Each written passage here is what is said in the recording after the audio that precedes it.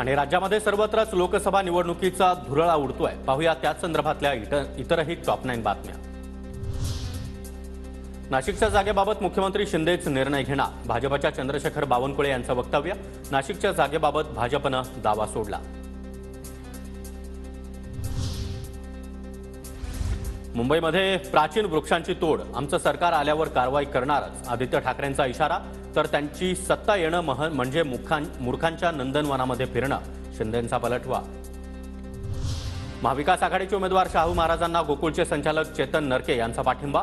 कोल्हापूरमध्ये मेळावा घेत हजारो समर्थकांसह पाठिंबा जाहीर। मेळाव्याला सतेज पाटील, PN पाटील हे देखील उपस्थित।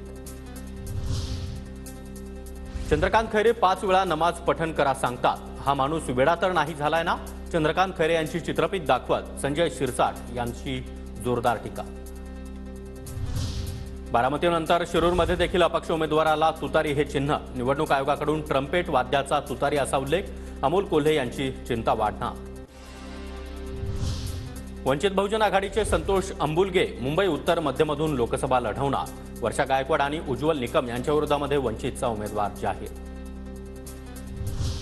राजगडमध्ये शरद पवार यांच्या हेलिकॉप्टरमध्ये तांत्रिक बिघाड। शरद पवार आणि सुप्रिया सुळे रस्ते मार्गाने पुण्यासाठी रवाना। सुळे यांच्या प्रचारासाठी पवारांची खडकवासल्यामध्ये जाहीर सभा।